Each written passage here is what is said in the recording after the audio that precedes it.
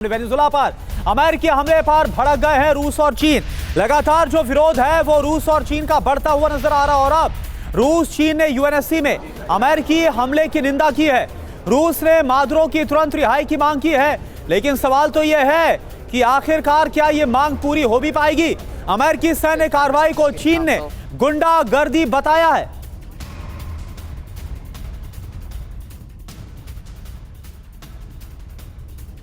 और चीन के साथ साथ अमेरिका पर जमकर भड़का रूस। मादुरो को तुरंत रिहा करे अमेरिका, ये रूस ने कहा है। दुनिया में अमेरिका आज की तारीख में अराजकता फैला रहा है। हमला संयुक्त राष्ट्र चार्टर का सीधा सीधा उल्लंघन है, ये रूस की तरफ से कहा गया है। तो सुनिए संयुक्त राष्ट्र में रूस के स्थायी प्रतिनिधि की तरफ से क्या कहा गया है। और वहीं अमेरिका पर जमकर बरसा है चीन। चीन की तरफ से जैसी प्रतिक्रिया आ रही है, इसके बाद अमेरिका भी काफी गुस्से में।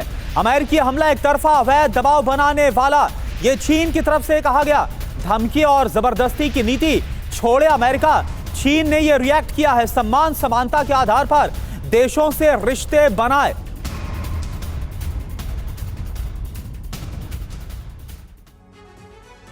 और हमले को लेकर यूएन में अमेरिका की सफाई, हमने वेनेजुएला पर कब्जा नहीं किया, वेनेजुएला के खिलाफ जंग नहीं लड़ी, वेनेजुएला पर लॉ एनफोर्समेंट ऑपरेशन किया गया था। यह अमेरिका ने दलील दी है, सफाई दी है। मादुरो के गुनाहों के पुख्ता सबूत हमारे पास हैं, ये अमेरिका की तरफ से यूएन को बताया गया है।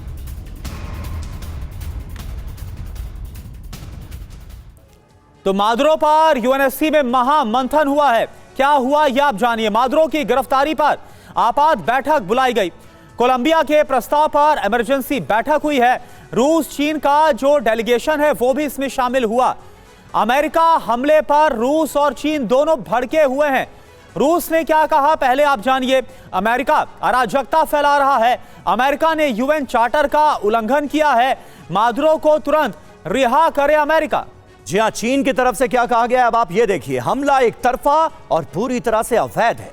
दुनिया पर दबाव बनाना चाहता है अमेरिका। धमकी की नीति अमेरिका को छोड़नी पड़ेगी।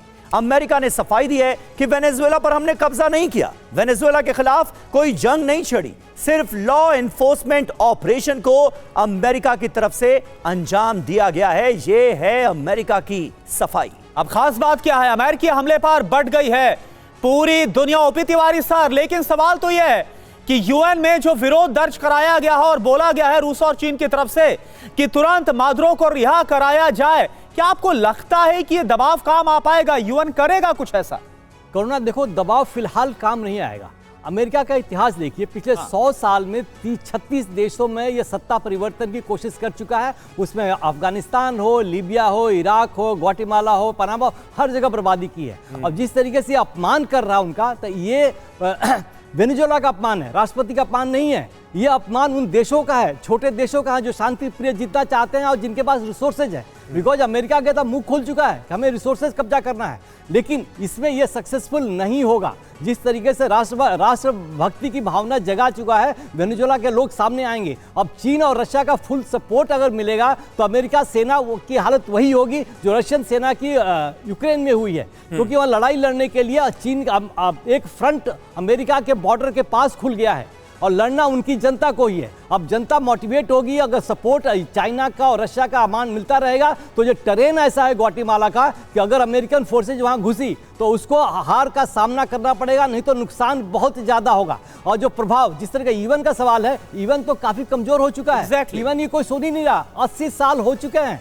80 साल जगह लीग ऑफ नेशन भी बहुत दिन नहीं चला था। बिल्कुल। उसके बाद सेकंड वर्ल्ड वॉर हुआ, सेकंड वर्ल्ड वॉर 80 साल हो गए हैं। अभी इस तरीके से पूरे विश्व में क्या क्या हो रहा है, ग्रीनलैंड पे इनकी नजर है, अमेरिका की कहां नजर है। तो ये दूसरे देश और छोटे देश, उनको रशिया और चाइना की लाइन टो करनी पड़ेगी अमेरिका को कंट्रोल करने के लिए। अमेरिका का लालच कुल मिलाकर बढ़ता नजर आ रहा है और वेनेजुएला पर आक्रमण करके कहीं ना कहीं वर्ल्ड वॉर को ट्रिगर करने की कोशिश अमेरिका की तरफ से की गई है। ये कुल मिलाकर एक बड़ी बात निकलकर सामने आ रही है।